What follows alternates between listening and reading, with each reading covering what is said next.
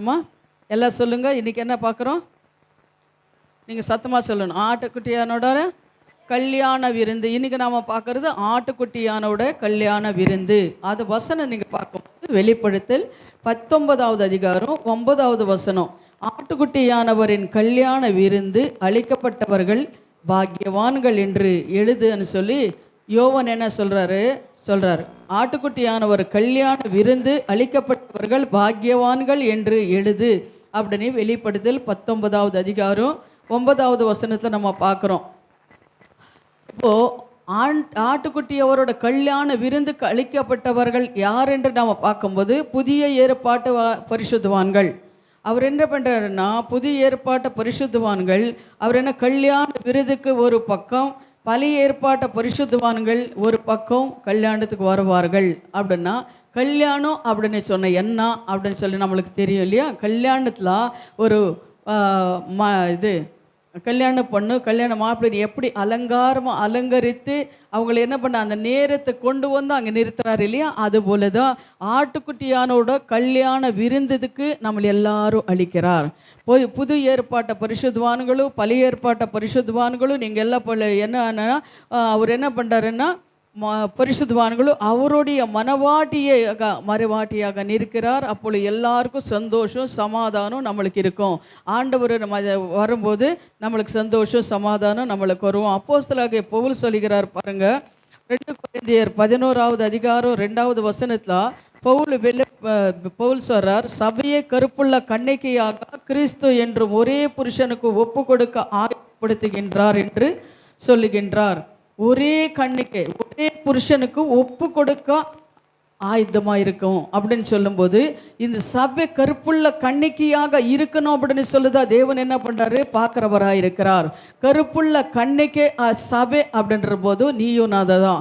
நம்ம கருப்புள்ள ஒரு கன்னிக்கை எவ்வளி ஒரு பரிசுத்தமாக இருப்பாளோ, அவளை திருமணம் ஆகிறவரை அவள் எப்படி ஒரு பரிசுத்தமாக இருப்பாளோ அதுபோல தான் இந்த சபையும் உன்னையும் என்னையும் அவர் என்ன பண்ணுறாருன்னா பரிசுத்தமாக்குறார். ஹல்லேலூயா. நம்ம பரிசுத்தமாக இருக்கணுன்றதை அவர் விரும்புகிறார். நமக்கு அதனாலே தான் நம்மளும் உங்களையும் என்ன தேவன் என்ன பண்ணுறாரு, சபை என்ற ஒரு இது கொடுத்து நம்ம இங்கே கூட்டி சேர்த்திருக்கிறார் அப்படின்னு சொல்லி நம்ம பார்க்குறோம். வெளிப்படுத்தல் 21:2 நீங்கள் பார்க்கும்போது புதிய எருசலேமையாக பரிசுத்த நகரம் தேவனிடத்திலிருந்து பரலோகத்தை விட்டு இறங்கி வர கண்டேன். அது தன்னை புருஷனுக்காக அலங்கரிக்கப்பட்ட மணவாட்டியை போல ஆயுதமாக்கப்பட்டிருக்கிறது அப்படின்னு சொல்லி நம்ம பார்க்குறோம். அதில் பார்க்கும்போது யோவானுக்கு தேவன் வெளிப்படுத்துறாரு பாருங்க, புது எருசலேமாகிய பரிசுத்த நகரத்தை தேவனிடத்திலிருந்து பரலோகத்தை விட்டு இறங்கி வரும். அப்படின்னா பரிசுத்தவான்கள் எல்லாம் பரலோகத்திலிருந்து அவர் இறங்கி வருகிறார்.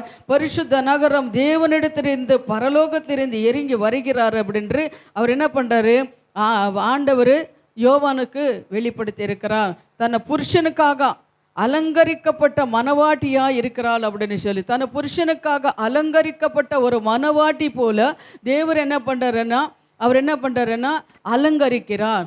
பரிசுத்தவான்களெல்லாம் அவர் என்ன பண்ணுறாரு, கொண்டு வருகிறார்.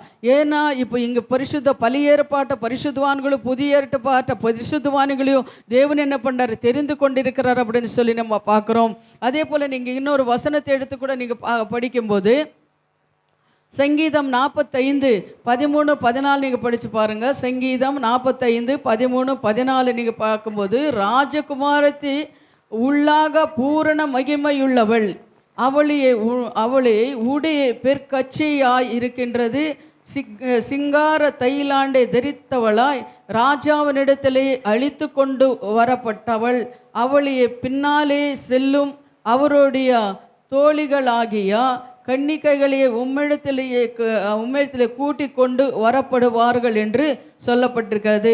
ஆட்டுக்குட்டியானோட கல்யாண விருந்து எத்தனை மகிமை உள்ளதாக இருக்கின்றது. சுத்தமும் பிரகாசமுமான மெல்லிய வஸ்திரங்களை தரித்து கொள்ளும்படி அவருடைய மணவாட்டிக்கும் அலங்கரிக்கப்பட்டது. அது மெல்லிய வஸ்திரம் போல இருக்கின்றது. அந்த மெல்லிய வஸ்திரம் என்றது பரிசுத்தவான்களோட நீதி அப்படின்னு சொல்லி வெளிப்படுத்தல் 19:8 சொல்லப்பட்டிருக்கிறது. மெல்லிய வஸ்திரம் என்றது பரிசுத்தவான்களோ நீதி. ஆட்டுக்குட்டியானவருடைய கல்யாண விருந்து ஒரு நாள் 2 நாள் கிடையாது, 7 ஆண்டுகள் அந்த கல்யாண விருந்தில் நம்ம கலந்து கொள்ள போகிறோம். 7 ஆண்டுகள் அந்த கல்யாண விருந்து அப்படின்னு சொல்லி நம்ம பார்க்குறோம். அப்போ அந்த கல்யாண விருந்தில் நம்ம கலந்து கொள்ளும் போது அப்ரஹாம், ஈசாக், யாக்கோபோடு கூட பந்தி இருப்போம் கூட நம்ம வசனம் சொல்லப்பட்டிருக்கிறது. பழைய ஏற்பாட்டில் கூடார பண்டிகை வருமா. அந்த கூடார பண்டிகை 7 நாள் என்ன பண்ணுறாங்களா, அந்த கூடார பண்டிகை ஆசரிப்பார்களா. அந்த கூடார பண்டிகை ஆசரிக்கும் போது வீடுகளை விட்டு வனாந்தரத்தில் போவாங்களா. வனாந்தரத்தில் போய் கூடாரங்கள் அங்கே போட்டு அவங்க ஆடல் பாடல் சத்தத்தோடு அவர் சந்தோஷமாக சமாதானமாக அங்கே என்ன பண்ணுறாங்களா, கூடார பண்டிகை ஆசரிப்பார்களா. ஆனாலும் அப்போது நாம் என்ன பண்ணுறோம், 7 வருஷம் கூடார பண்டிகை அவங்க இஸ்ராவேல் ஜனங்கள் செய்து கொண்டிருந்தாங்க.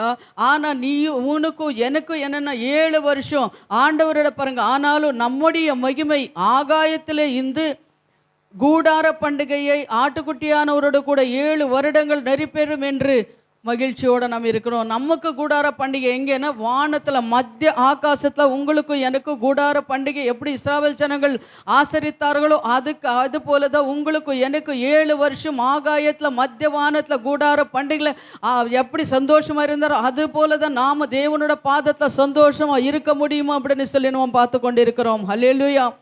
அதே போல் அன்று அதற்கு முன்னாடி என்ன பண்ணுறாரு, நம்மளை என்ன பண்ணுறாரு, கிறிஸ்துவ தன்னை மனவாட்டியாக நம்மளை தெரிந்து கொள்கிறார், நம்மளை ஆயுதப்படுத்துகிறார். இன்னும் நம்ம பரிசுத்தமாக இருக்கணும், இன்னும் நம்ம தேவனை தேடணும், இன்னும் அவர் பாதத்தில் வரணும் அப்படின்னு சொல்லி அதனால தான் அவர் சொல்கிறார், இடைவிடாமல் ஜெபம் பண்ணுங்கள் அப்படின்னு சொல்கிற காரணம் என்னன்னு அதுக்காக தான் அவர் சொல்லி கொண்டிருக்கிறார். என்னை தேடுங்கள் என்று சொல்கிறார். நான் திருடனை வருகிறேன்னு சொல்கிறான். உங்களுக்கு நான் ஒரு ஸ்தலத்தை ஆயுதப்படுத்தி நான் வந்து கொண்டு போகிறேன்னு சொல்கிறார். ஏன்னா இந்த காரியங்கள் எதுக்கன்னா உங்களையும் என்னையும் பரலோகத்தை சிங்காசனத்தை முன்னாடி கொண்டு போகிறதுக்காக தான் அவர் பேசிக்கொண்டிருக்கிறார். ஹல்லேலூயா. அதே போல் 7 வருஷங்கள் என்ன பண்ணுற அவரோட நாம் இருக்கிறோம் அப்படின்னு. அப்போது நம்மளுக்கு டவுட் வரும், 7 வருஷம் எப்படி நம்ம அப்படி ஒரு இருக்க முடியும் அப்படின்னு சொல்லி நம்ம பார்க்கும்போது அவர் சொல்லியிருக்கிறார். இது வசனம் சொல்லுது, 3 வரும் உபத்திர காலம், 3 வருஷம் மகா உபத்திர காலம். அந்த மகா உபத்திர காலம் இந்த 7 வருஷம் என்ன பண்ணுற உபத்திர காலம் வர்றதுக்கு முன்னாடி பரிசுத்தவான்கள் அவர் என்ன பண்ணுறாரு, எடுத்துக்கொள்ளுகிறார். விசுவாசிக்கிறீங்களா? பரிசுத்தவான்கள் எடுத்துக்கொண்டு மத்திய ஆகாயத்தில் 7 வருஷம் அங்கே பரிசுத்தவான்களை வைத்து கொண்டு அதுக்கப்புறம் இந்த உலகத்தில் என்ன பண்ணுறாருன்னா, இந்த உலகத்தில் அந்த முத்திரை இல்லாதவங்க பரிசுத்தம் இல்லாதவங்களும் என்ன பண்ணுறாங்கன்னு இந்த உலகத்தில் வாழ்கிறாங்க. பிசாசானவனை தன்னை முத்திரை கொண்டு வந்து அவங்களுக்கெல்லாம் வேதனைப்படுத்தி அவங்கள என்ன பண்ணான், வேதனைப்படுத்தி கொண்டிருக்கிறான். அந்த ஜனங்களுக்கு ஐயோ அவனை பொறுக்காம இருந்தாலும் நல்லா இருக்குமே அப்படின்னு சொல்லி நான் எதுக்காக பொருந்தேனே இந்த உலகத்தில் அன்ற ஒரு வேதனை அந்த ஜனங்களுக்கெல்லாம் இருக்குமா.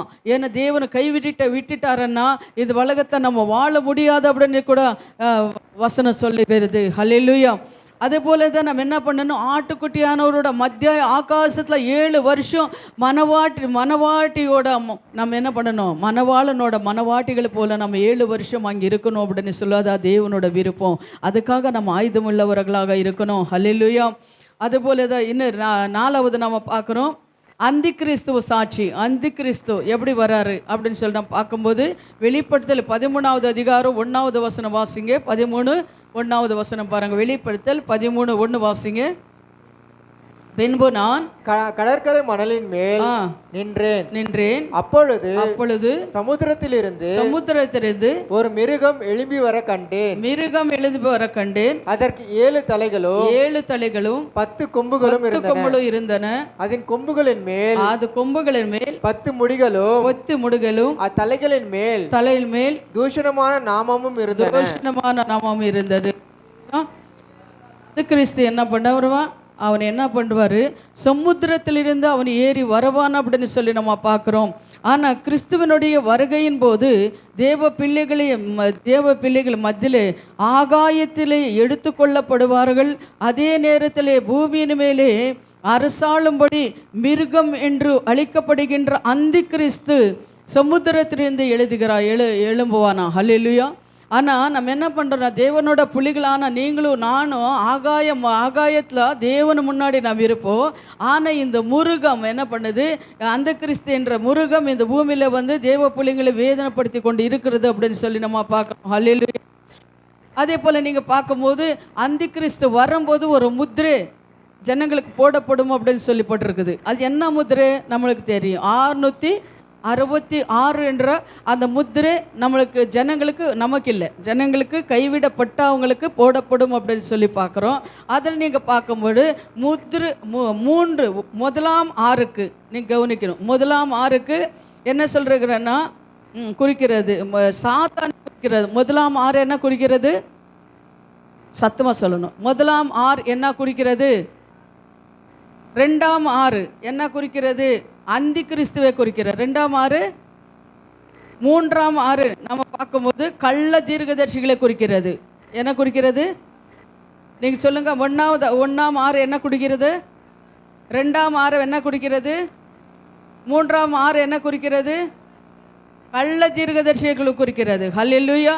அந்தி கிறிஸ்து பூமியில் அரசாம் முதல் 3 ஆண்டு காலங்கள் உபதிர காலம் என்று, அடுத்த 3 ஆண்டு காலங்கள் மகா உபதிர காலங்கள் என்று குறிக்கப்படுகிறது. ஹல்லேலூயா. அதே போல் மத்தாய் 24:21 வாசிங்க. மத்தேயு 24:21 வாசிங்க. உலகம் உண்டான முதல் இதுவரைக்கும் சம்பவியாததும் இனிமேலும் அப்பொழுது இதோ கிறிஸ்து இங்கே இருக்கிறார், கிறிஸ்து இங்கே இருக்கிறார், அதோ இருக்கிறார் என்று எவனாகிலும் சொன்னால் நம்பாதேங்கள். எவனாகிலும் சொன்னாலோ நம்பாதேங்கள். ஏனெனில் கள்ள கிறிஸ்துவகளும் கள்ள தீர்க்கதரிசிகளும் எழும்பி கூடுமானால் தெரிந்து கொள்ளப்பட்டவர்களையும் வஞ்சிக்கத்தக்கதாக பெரிய அடையாளங்களையும் அற்புதங்களையும் செய்வார்கள். ஹல்லேலூயா. பாருங்க, அங்கே கிறிஸ்து இருக்கிறாங்க, அங்கே அற்புதங்கள் எடுக்குது, அங்கே தீர்க்கதரிசனம் சொல்லுவாங்க, அங்கே அசுத்த ஆவிகள் எல்லாம் ஓடுது அப்படின்னு சொல்லி நீங்கள் என்ன பண்ணாதீங்க, சொல்லணும். நம்பாதீங்கன்றாரு. ஹல்லேலூயா. நாங்கள் நம்ப மாட்டேன்னு சொல்லுங்க. நாங்கள் அப்படி என்ன பண்ண மாட்டேன், நம்ப மாட்டோம். ஹல்லேலூயா. அப்படி நம்பாதீங்க. இப்போ நேற்று எந்த டிவி நீங்கள் பார்த்தீங்கன்னா கூட அவர் ஒரு வாலிப பையன் ஆந்திராலாம் நீங்கள் பார்க்கும்போது அவர் என்ன பண்ணுறாருன்னா, அந்த இதில் ஸ்டேஜில் நின்றுட்டு டான்ஸ் ஆடி அந்த ஜனங்களெல்லாம் மைக்கி கொண்டு என்ன பண்ணுறாங்க, ரொம்ப இது பண்ணிகிட்டு இருக்கிறாரு. அதெல்லாம் நாங்கள் பார்க்கும்போது தெரிஞ்சது கள்ள கிறிஸ்தவங்களும் கள்ள ஊழிக்காரங்களும் எழுப்பிட்டாங்க. அதெல்லாம் நீங்கள் என்ன பண்ணுறீங்க, நம்பாதீங்க. அங்கே நான் போனால் அத்தனை ஜனங்க இருக்கிறாங்க, அங்கே போனால் தான் எனக்கு அற்புதம். இந்த சின்ன சபை கொஞ்சம் பேர் இருக்கிறாங்க, இங்கே அற்புதங்கள் நடக்காதுன்னு நம்பாதீங்க. ஆனால் தேவன் என்ன பண்ண, நம்ம ஒரு விசுவாசத்தை பார்க்குறாரு, நம்ம உள்ளத்தை பார்க்குறாரு. அதனால் நீங்கள் என்ன பண்ணுங்க, என் நாமத்தினாலே எங்கே 2-3 பேர் கூடி ஜெபிக்கிறீங்களோ மத்தியத்தில் இருக்கிறேன்னு சொன்ன தேவன் எங்கள் மத்தியத்தில் இருக்கிறாரு அப்படின்னு சொல்லி நீங்கள் நம்ம விசுவாசிக்கணும். அந்த ஊழிக்காரனை வந்து கை வச்சு ஜெபித்தாலே, இந்த ஊழிக்காரனை கை வச்சு ஜெபித்தாலே நம்மளுக்கு விடுதலை கிடைக்குதுன்னு நினைக்காதீங்க. நாமளே விசுவாசத்தோட ஜெபித்தாலே நம்ம விசுவாச ஜபம் என்ன பண்ணும், ஜெயமாக மாறும். நம்ம ஜபத்துக்கு கூட தேவன் விடுதலை கொடுக்குறவராக இருக்கிறாரு. நீ தத்தா புத்தான்னு ஜெபித்தாலும் பரவாயில்லை, நீ ஒன்றுக்கும் இன்னும் தெரியாமல் ஜெபிக்க தெரியாமல் இருந்தாலும் பரவாயில்லை, தேவன் இடத்துல வந்து உனக்கு கஷ்டங்கள் இது சொன்னாலே போதும், தேவன் அற்புதங்கள் செய்கிறவராக இருக்கிறாரு. ஹல்லேலூயா, ஹல்லேலூயா. அதனால் நீங்கள் என்ன பண்ணுங்க, அந்த மாதிரி நம்பக்கூடாது. அதே போல் நீங்கள் இன்னொரு வசனம் லூக்கா 21:36 நீங்கள் பாருங்கள். லூக்கா 21:36 நீங்கள் பார்க்கும்போது ஆண்டவர் என்ன சொல்கிறாரு பாருங்கள். இனி சம்பவிக்க போகின்ற இவை எல்லாமே நீங்கள் தப்பி மனுஷக்கும் ஆகையால் இனி சம்பவிக்க போகிற இவைகள் எல்லாம் நீங்கள் தப்பி மனுஷகுமாரனுக்கு முன்பாக நிற்க பாத்திரவான்களாக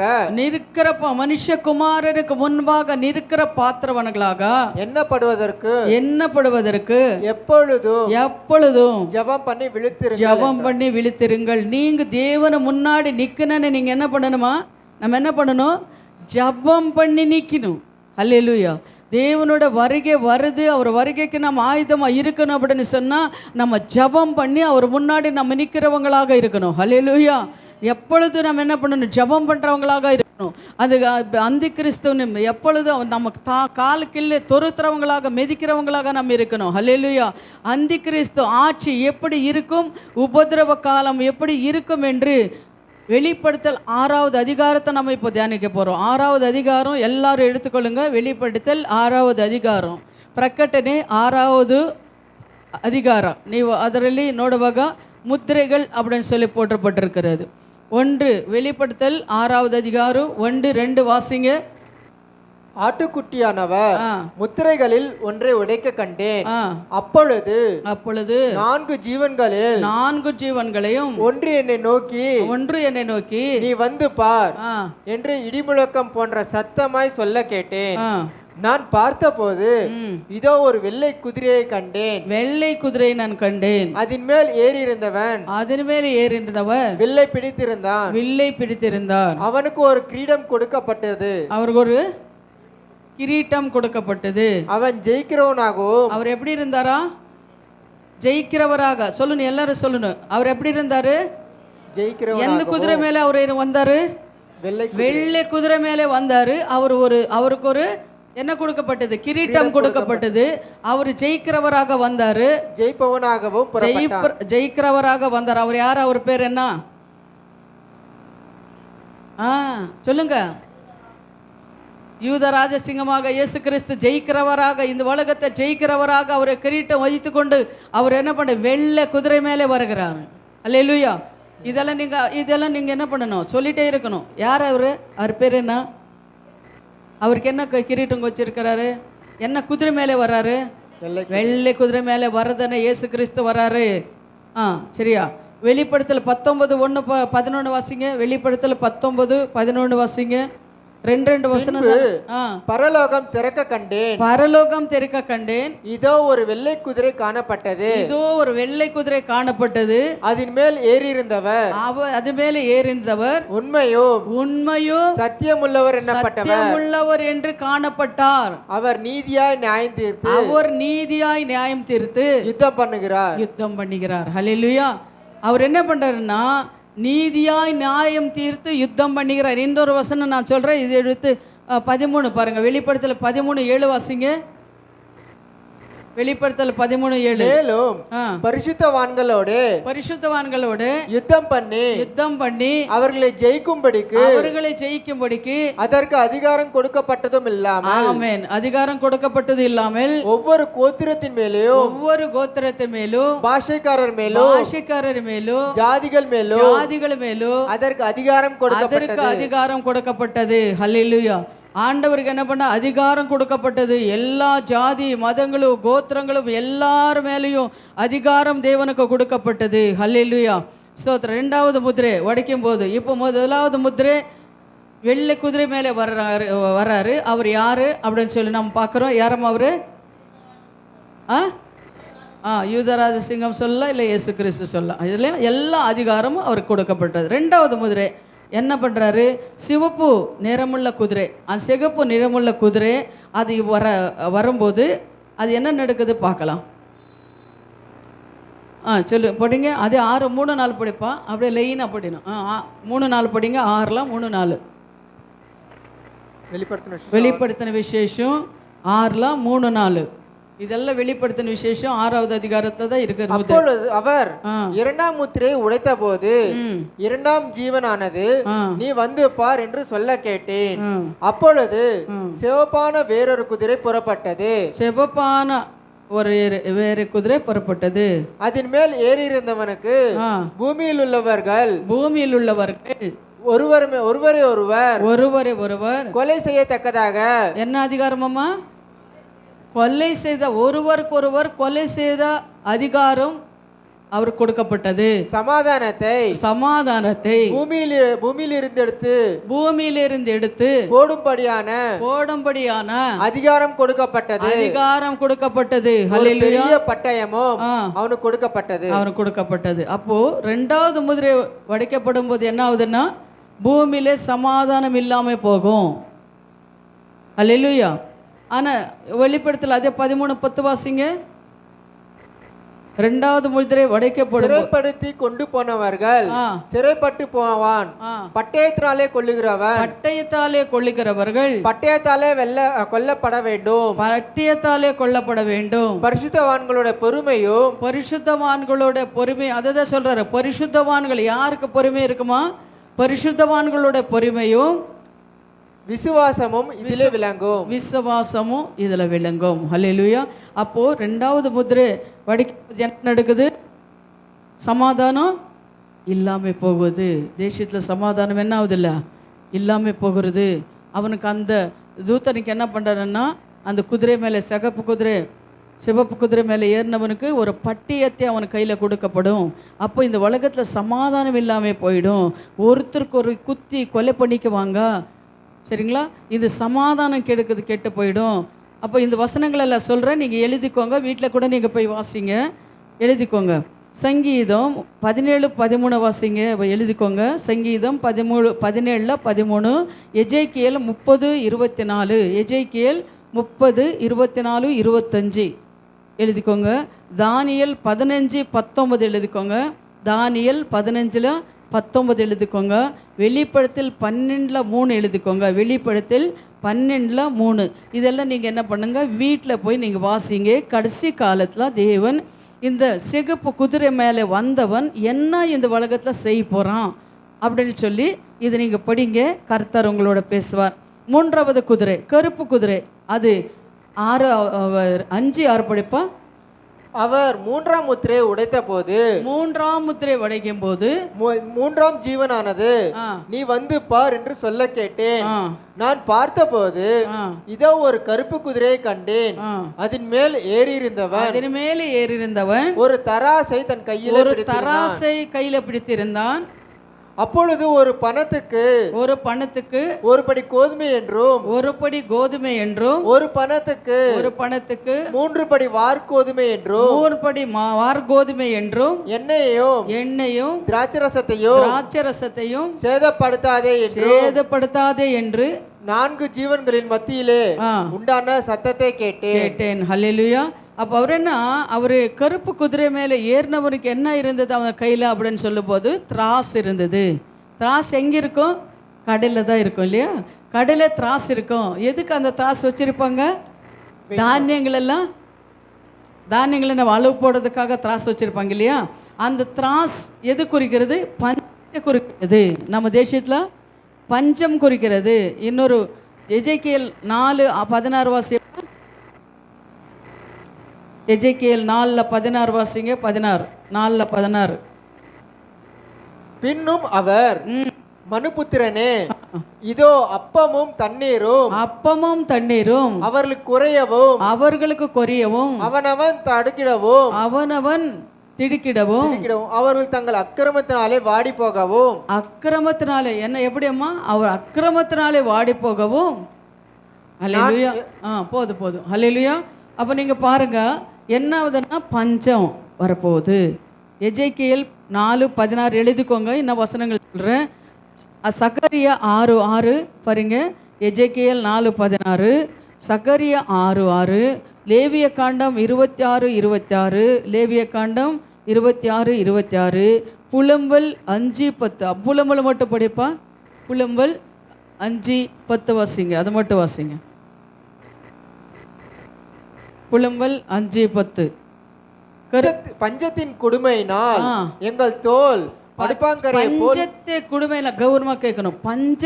பஞ்சம் வரும்போது அந்த பஞ்சத்தை குடுமையினால் எங்களுக்கு தோல் அடுப்பங்கரையை போல் கருத்து போயிற்று. அப்ப பாருங்களேன், அது மூன்றாவது குதிரை. 3 தானே? மூன்றாவது குதிரை மேலே உக்காந்துருக்கும் போது அவனுக்கு கையில் திராஸ் இருந்தது. அது என்ன குறிக்கிறதுனா பஞ்சகாலம் குறிக்கிறது. இன்னுமே பஞ்சகாலம் வரும்போது அவர் இங்கே பார்த்தீங்கன்னா அவங்கெல்லாம் என்ன பண்ணுறாங்கன்னா பஞ்சத்தில் வாடுவார்கள் அப்படின்னு சொல்லி. ஆனால் நீயும் நான் இல்லை, நம்ம தேவன் எடுத்துடுவார் அதுக்கு முன்னாடி. ஹல்லேலூயா. பயப்பட வேண்டாம். ஆனால் அதுக்காக தான் தேவன் சொல்கிறாரு, நீங்கள் ஜெபிங்க, விழித்திருந்து ஜெபிங்க அப்படின்றார். நாலாவது குதிரை மங்கின நிறமுள்ள குதிரை. 7, 7:8 பாருங்க. 7:8 மங்கின நிறமுள்ள குதிரை. அவர் 4ஆம் முத்திரை உடைத்த போது 4ஆம் ஜீவனானது நீ வந்து பார் என்று சொல்லும் சத்தத்தை கேட்டேன். நான் பார்த்தபோது இதோ மங்கின நிறமுள்ள ஒரு குதிரையை கண்டேன். அதன் மேல் ஏறி இருந்தவனுக்கு பாருங்க, அது மேல ஏறி இருந்தவனுக்கு மரணம் என்று பெயர். மரணம் என்று பேர். அவனுக்கு என்ன பேரு? நீங்க சொல்லணும், எல்லாரும் சொல்லணும். என்ன பேர் அவனுக்கு? மரணம். அவனுக்கு அந்த குதிரை எப்படி இருந்தது? மங்கின கலர், மங்கின நிறமுள்ள குதிரை. அது குதிரை மேலே ஏறி இருந்தவனுக்கு மரணம் என்று பேரு. பாதாளம், பாதாளம் அவன் பின் சென்றது. அவன் பின் சென்றது. பட்டயத்தினாலும் பஞ்சத்தினாலும் சாவினாலும் பூமியின் துஷ்ட மிருகங்களினாலும் பூமியின் கற்பாரங்களும் உள்ளவர்களை கொலை செய்யும்படியான அதிகாரம் அவைகளுக்கு கொடுக்கப்பட்டது. யாருக்கு கொடுக்கப்பட்டதுமா? 4வது முதிரை உடைக்கும் போது மங்கின நிறமுள்ள குதிரை மேலே ஏறும்போது அவனுக்கு என்ன அதிகாரம் கொடுத்துருக்கிறாருன்னா, இந்த உலகத்தில் அவன் பின்னாடி என்ன செல்லுமா? பாதாளம் செல்லி கொண்டு. அவனுக்கு குதிரையில் போயிட்டு இருக்கிறான், அவனுக்கு பின்னாடி என்ன செல்லுது? பாதாளம் செல்லி கொண்டு இருக்குது. பாதாளம் ஆனால் நரக்கம். அதை எதுக்கு செலுத்து கொண்டு இருக்கிறதுன்னா, அவன் கையில் என்ன இருக்குது? பட்டயம் இருக்கிறது. அந்த பஞ்சம் இருக்கிறது, பட்டயம் இருக்கிறது. அவன் என்ன பண்ணி எல்லாரும் கொலை பண்ணி பாதாளத்தை கொண்டு போய் போட்டு கொண்டு இருக்கிறான். ஹல்லேலூயா. அப்போ இதெல்லாம் நமக்கு என்னன்னா, இதெல்லாம் சும்மா கிடையாது. இதெல்லாம் தேவனை சொல்லியிருக்கிற ஒவ்வொரு காரியங்களும் நடக்கும். இந்த முத்திரைகளெல்லாம் வடிக்கம் போடும்போது இதெல்லாம் நடக்கும். அதனால தான் கவனமாயிருங்க. ஏன்னா கவனமாக நம்ம இருக்கணும். நம்ம ஒவ்வொரு நாளும் நம்ம ஜெபிக்கிற இந்த வார்த்தைகளை நீங்கள் பார்க்கும்போது 8 நாள் நான் ஒவ்வொன்றும் பொருட்டு ஜபத்தில் நான் இதெல்லாம் எடுத்துகிட்டு வந்து நான் நீங்கள் சொல்கிறேன்னா, ஏன்னா கடைசி காலத்தில் இனிமேல் என்ன நடக்குதுன்னு சொல்லி நம்ம தெரிந்து கொள்ளணும். ஏதோ சும்மா பேர் கிறிஸ்தவங்களை நம்ம வரோம் போகிறோம், 4 பாட்டு பாடுறோம், ஆராதனை பண்ணிடுறோம், ஒரு வசனம் எடுத்துடுறோம், ஜெபிச்சிடுறோம், போயிடுறோம், நம்ம தூங்கிடுறோம், நம்ம வேலைக்கு போயிடுறோம் அப்படின்னு சொல்லி ஆண்டவர் வரும்போது ஆண்டவர் கணக்கு கேட்பார், ஏன் இதெல்லாம் சொல்லலை அப்படின்னு. ஆனால் நம்மளுக்கு எனக்கு தெரிஞ்சது தேவன் எனக்கு தெரிந்து கொண்டதுனாலே தேவன் என்ன பண்ணுறாரு, எனக்கு அந்த பாரம் கொடுத்ததுனாலே தான் தேவன் என்ன பண்ணுற உங்கள் முன்னாடி வந்து என்னை நிறுத்தியிருக்கிறா, இதெல்லாம் சொல்ல வைக்கிறார். ஹல்லேலூயா, ஹல்லேலூயா. ஆனால் இதெல்லாம் உண்மைன்னு சொல்லி நான் என்ன பண்ணுறேன், இன்னைக்கு விசுவாசிக்கிறேன். ஆனால் தேவன் சொல்லியிருக்கிற ஒவ்வொரு தீர்க்கதரிசன வசனங்களும் தீர்க்கதரிசன காரியங்களும் ஒவ்வொன்றும் நடந்து கொண்டிருக்கிறது எல்லாமே நாம் பார்த்து கொண்டிருக்கிறோம். ஆனால் இது கூட நடக்கும், நம்ம விசுவாசிக்கணும், நடக்கும். இதெல்லாம் ஒரு கூட என்ன ஆகுதுன்னா, ஒரு தீர்க்கதரிசன வார்த்தைகள் ஒன்று கூட தடைப்படாது, அது நடக்கும். ஹல்லேலூயா. அதே போல் சரி, 5வது முத்திரை வடிக்கும் போது 5வது தூதன் என்ன சொல்லுவான் அவர் பாருங்க. 5வது முத்திரை 9 - 11 வரை. அவர் 5ஆம் முத்திரையை உடைத்த போது தேவ வசனத்தின் நிமித்தமும் தங்கள் கொடுத்த சாட்சி நிமித்தமும் கொல்லப்பட்டவர்களுடைய ஆத்துமாக்களை பலிபீடத்தின் கீழே நான் கண்டேன்.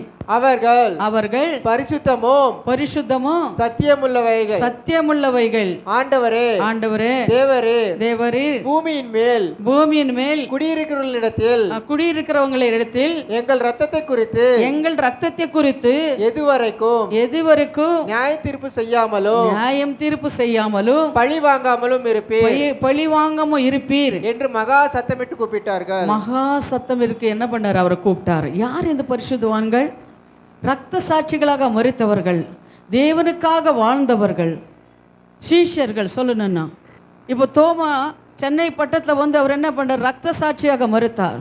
இந்த மாதிரி பரிசுத்தவான்கள் தேவனோட பலிப்பீட்டத்தை கீழே தேவனுக்கிட்ட நியாயம் கேட்குறாங்களா, ஆண்டவரே இந்த முத்திரையெல்லாம் வடிக்கிறீங்க, இதெல்லாம் செய்கிறீங்க, என்ன அநியாயமாக கொலை பண்ணிட்டாங்களே, நான் ஒரு தப்பு பண்ணல ஆண்டவரே, அதனால இவங்க எல்லாம் என்ன அநியாயமாக கொலை பண்ணிட்டாங்களே, இவங்களுக்கு நியாயம் தீர்ப்பு இல்லையா அப்படின்னு சொல்லி அவரை கேட்குறாங்க. ஆனால் ஆண்டவர் என்ன சொல்கிறாரு, பழைய ஏற்பாட்டு காலத்தை நீங்கள் பார்க்கும்போது பல்லுக்கு பல்லு கண்ணுக்கு கண்ணு என்ன பண்ணுற, நீ அடித்தாங்களா உன் அடின்னு சொல்லுவார்.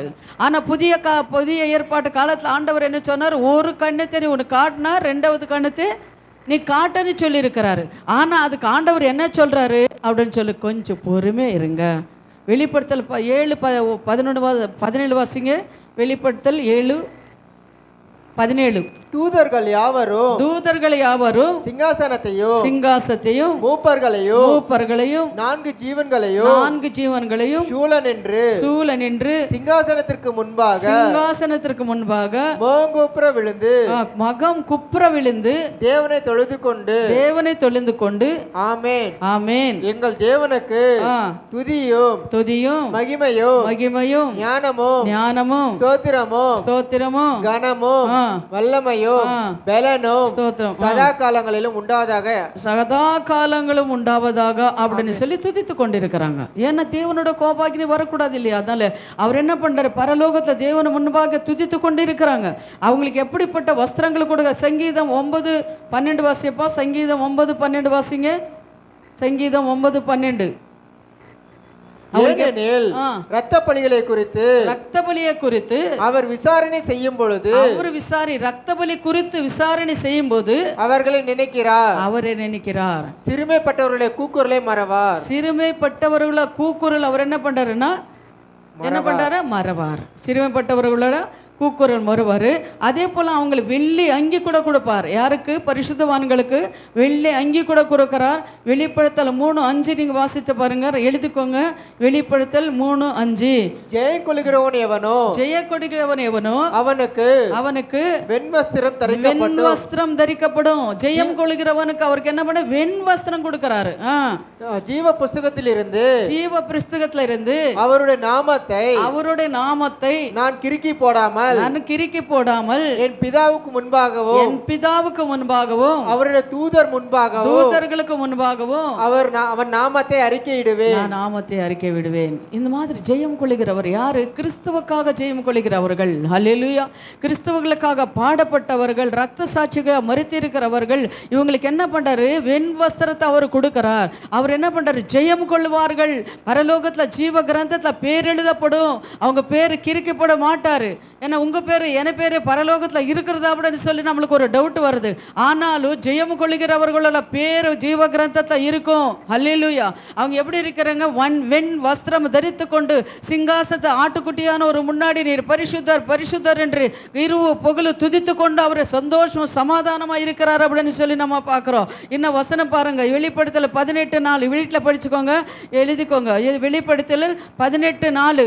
அதே வெளிப்படுத்தல் 7:9. வெளிப்படுத்தல் 7:9, 18:4, 7:13. இதெல்லாம் என்ன பண்ண? 7:13 எல்லாம் வெளிப்படுத்தல் தான்.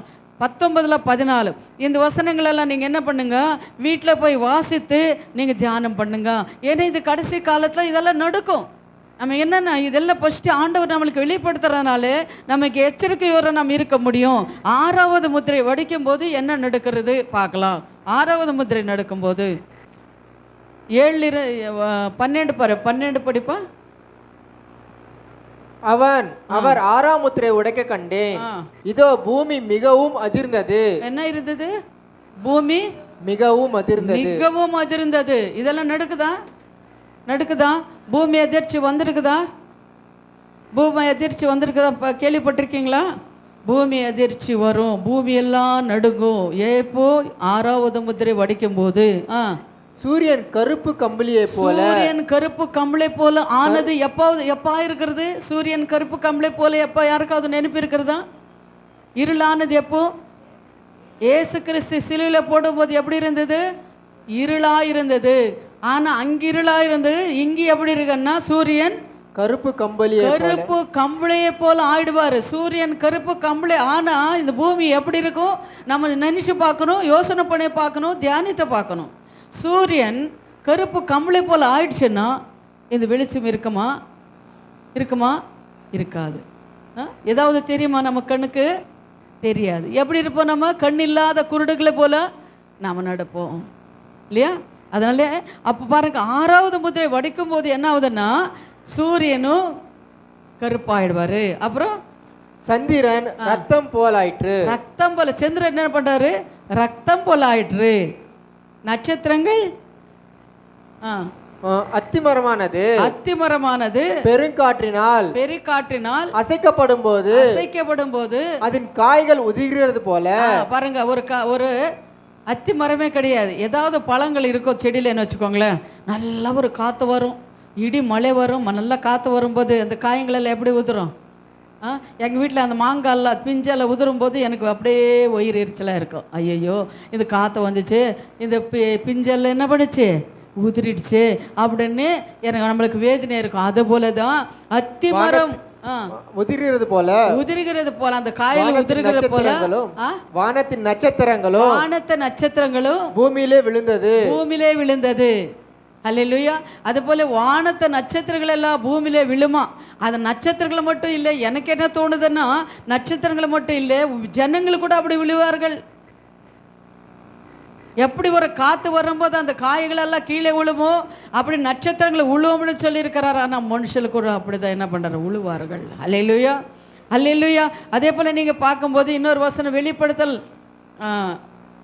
24:29 வாசிப்போம். யாத்ராகமம் 24:29 வாசிங்க. யாத்ராகமம் மத்தேயு சாரிப்பா, மத்தேயு 24:29 வாசி. மத்தேயு 24. அந்த நாட்களில் உபத்திரவம் முடிந்தவுடனே சூரியன் அந்தகாரப்படும், சந்திரன் ஒளியை கொடாதிருக்கும், நட்சத்திரங்கள் வானத்திலிருந்து விழும், வானத்தின் சத்துவங்கள் எல்லாம் அசைக்கப்படும். அப்பொழுது மனுஷகுமாரனுடைய அடையாளம் வானத்தில் காணப்படும். அப்பொழுது மனுஷகுமாரன் வல்லமையோடும் மிகுந்த மகிமையோடும் வானத்தின் மேகத்தின் மேல் வருகிறதே பூமியில் உள்ள சகல கோத்திரத்தாரும் கண்டு புலம்புவார்கள். ஹல்லேலூயா. ஆமாம். அதே போல் 24:2 வாசி, 24:21 கூட நீங்கள் வாசிச்சுக்கோங்க. அப்புறம் ஏசாயா 24:19-20, ஏசாயா 24:19-20 அது கூட நீங்கள் அது மட்டும் வாசிச்சிருப்பா. ஏசாயா 24:19-20. தேசம் நொறுங்கும். தேசம் என்ன போதா, நொறுங்கும். தேசம் முறியவே முறியும்.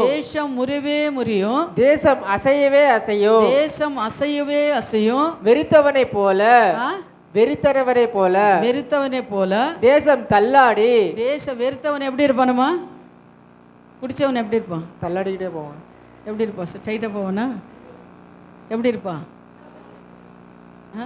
தள்ளாடி தேசமே தள்ளாடமா பாருங்களேன். ஒரு குடிலை போல பெயர்ந்து போகப்படும். ஹல்லேலூயா. இதெல்லாம் ரொம்ப காரியங்கள் நடக்குது. ஆனால் இதுக்கெல்லாம் நம்ம என்ன பண்ணணும்? எச்சரிக்கையாக இருக்கணும். இதெல்லாம் நடக்குமா? ஆண்டவர் சொல்லியிருக்காரா? சொல்லியிருக்கிறார். இதெல்லாம் இந்த பூமியில் நடக்கும். ஹல்லேலூயா. ஆண்டவர் வருவார். நம்மளை கொண்டு போகிறாரா? கொண்டு போகிறார். எங்கே கொண்டு போகிறாரு சொல்லணும். யார் கேட்கலையே? அதுக்கு முன்னாடி எங்கே போகிறோம்?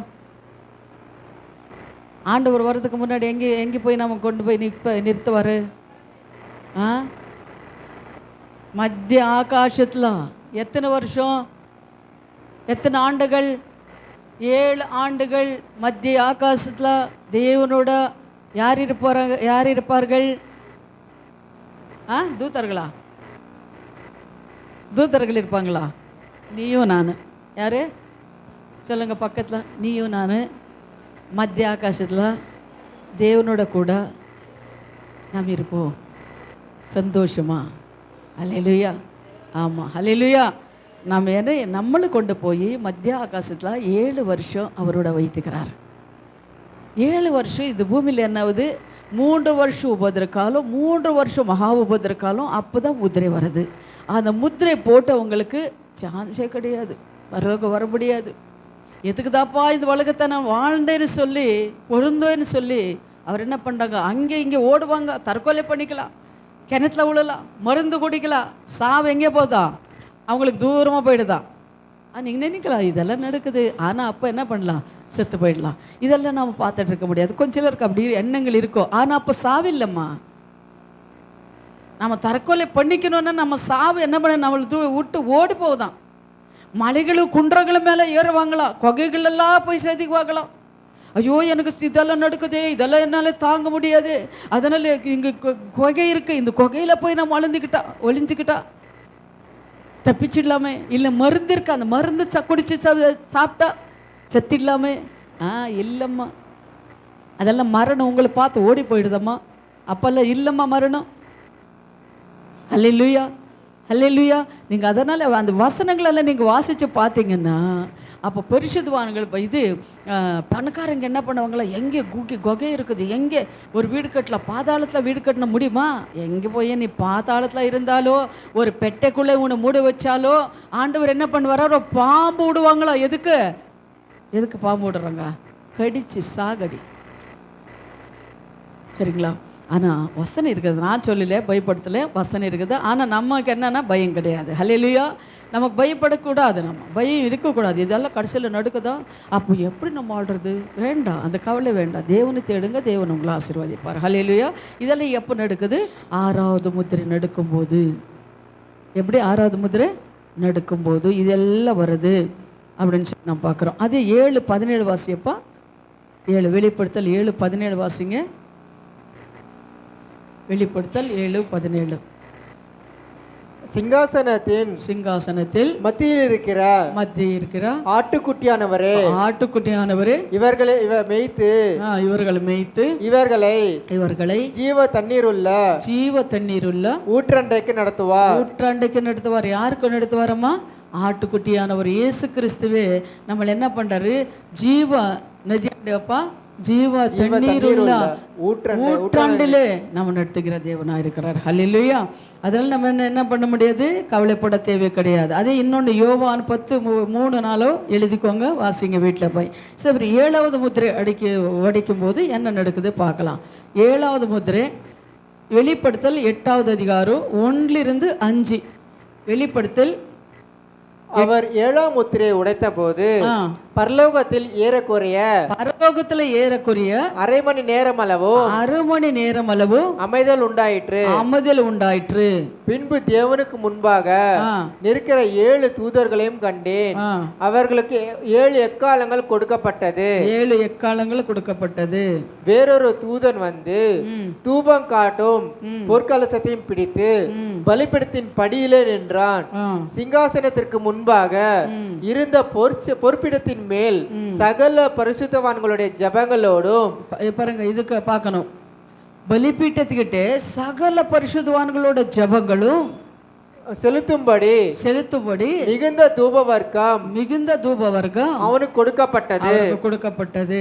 அப்படியே பரிசுத்தவான்களுடைய ஜெபங்களோடும் செலுத்தப்பட்ட தூபவர்க்கத்தின் செலுத்தப்பட்ட தூபம். இப்ப நம்ம ஜெபிக்கும் போது எங்க போகுது நம்ம ஜெபம், பரலோகத்துக்கு போகுது. அங்க என்ன எப்படி போகும், தூபம் போல என்ன பண்ணுது அங்கே போகுது. அங்கே என்ன பண்ண, அந்த ஜபத்துக்கேனே ஒரு இது வச்சிருப்பாங்க ஆண்டவர்.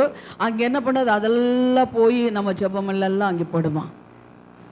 அது எப்படி ஒரு தூபம் எப்படி நம்ம பத்து வச்சு எப்படி எரிந்து கொண்டிருக்கிறதோ அதுபோல நம்ம ஜபங்கள் எல்லாம் பரலோக தேவனுக்கு முன்பாக அங்கே போயிருக்கும். யார் ஜபங்கள், பரிசுத்தவான்களோட ஜபங்கள். தூதனுடைய கையிலிருந்து தேவனுக்கு முன்பாக எழும்பிற்று. பின்பு அந்த தூதன் தூப கலசத்தை எடுத்து அதை பலிபீடத்து நெருப்பினால் நிரப்பி பூமியிலே கொட்டினான். உடனே சத்தங்களும் இடிமுழக்கங்களும் மின்னல்களும் பூமி அதிர்ச்சி உண்டாயின. பாருங்க, இன்னொரு வாட்டி அதுக்கு படிக்கணும். சத்தங்களும். அப்பொழுது அந்த தூதன் தூப கலசத்தை எடுத்து அதை பலிபீடத்தின் நெருப்பினால் நிரப்பி பூமியிலே கொட்டினான். உடனே சத்தங்களும் கேளுங்க. உடனே என்னாவது, அந்த பூமியில கொட்டினார். எது கொட்டினார் அப்படின்னு சொன்னா, பரிசுத்தவான்கள் ஜபங்கள் எல்லாம் அவர் என்ன பண்றாரு, பூமியில கொட்டுகிறார். நம்ம ஜெபிக்கிற ஜபங்கள் எல்லாம். அப்புறம் இடிமுழக்கங்களும் மின்னல்களும் பூமி அதிர்ச்சியும் உண்டாயின. அல்லேலூயா. இதெல்லாம் சரி, மின்னல்களும் பூமி எதிர்ச்சியும் இதெல்லாம் உண்டாகும் போது உலகம் இருக்குமா? என்னாகும்? அழிஞ்சு போயிடும். அல்லேலூயா. உலகம் என்னாவது? அழியும். நோவா காலத்தில் எப்படி அவன்ல உலகம் அழிஞ்சதோ அது போல இந்த உலகம் அழியும். கடைசியில் 7வது முத்திரை ஊதும் போது அதை நீங்கள் வசனங்கள் எழுதிக்கோங்க. வெளிப்படுத்தல் 4:5, வெளிப்படுத்தல் 11:9, வெளிப்படுத்தல் 11:9, வெளிப்படுத்தல் 11:19, வெளிப்படுத்தல் 11:19, லேவிய காண்டம் 16:12, 2 சாமுவேல் 22:7, மத்தேயு 27:52-54.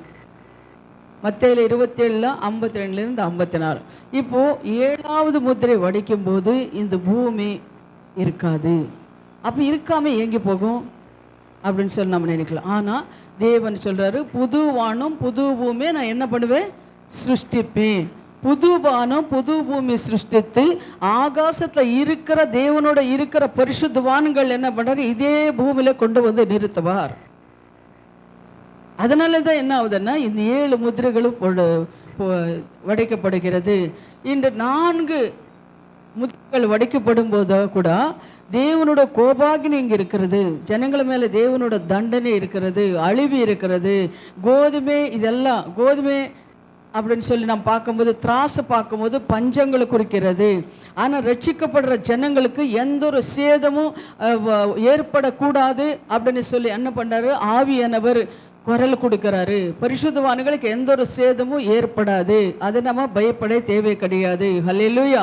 அதே போல தான் நம்ம என்ன பண்ணுறோம்? இன்னொரு காரியத்தை நம்ம பார்க்கும்போது முத்திரைக்கு இயேசு கிறிஸ்து அவர் என்ன பண்ணுறாருன்னா இந்த உலகத்துக்கு வராரு. ஹல்லேலூயா. இயேசு கிறிஸ்து அவரை வெளிப்படுத்துகிறாரு. 2வது முத்திரை வடிக்கும் போது யுத்த சேனைகளும் இந்த பூமியில ஏற்படும். 3வது முத்திரை வடிக்கும் போது பஞ்சமும் ஏற்படும். 4வது முத்திரை அடிக்கும் போது கொள்ளை நோயும் மரணமும் ஏற்படும். 5வது முத்திரை பரிசுத்தவான்கள் அவர் என்ன பண்ணாருன்னா, ஆண்டவரே எங்களை கொலை பண்ணவங்களை பலி வாங்குங்க அப்படின்னு சொல்லி ஆண்டவரோட பலிப்பீட்டத்துக்கிட்ட வருவார்கள். 6வது முத்திரை வடிக்கும்போது பூகம்பமும் இயற்கை சேதமும் ஏற்படும். 7வது முத்திரை வடும்போது இயற்கை சேதம், விக்கிரகாராதனைகளும் இதெல்லாம் எதுவும் இல்லாமல் ஒளிஞ்சு போகும். ஹல்லேலூயா. இந்த காரியங்கள் எல்லாம் இந்த 6வது அதிகாரத்தில் தேவன் சொல்லியிருக்கிற ஒவ்வொரு காரியங்களும் நடந்து கொண்டிருக்கிறது. இந்த வசனங்கள் எல்லாம் நீங்கள் வீட்டில் போய் தியானித்து பாருங்க. அதே போல் இந்த கடைசி காலத்தில் வெளிப்படுத்தின விசேஷத்தை ஒவ்வொரு அதிகாரத்தை நம்ம தியானிக்கணும் அப்படின்னு சொல்லி நான் நினச்சிட்டு இருக்கிறேன். தேவன் சித்தமானால் அடுத்த வாரம் மிச்சம் நம்ம பார்க்கலாம். ஹல்லேலூயா. அதுபோல் நம்ம எல்லாம் எழுப்பி நிற்கலாம். ஸ்தோத்திரம். இதெல்லாம் எழுதிக்கோங்க, வீட்டில் போய் தியானிங்க, சும்மா இருக்காதீங்க, தியானிங்க. கர்த்தர் உங்களோட இருந்து பெரிய காரியங்கள் செய்வார். இன்னும் நம்ம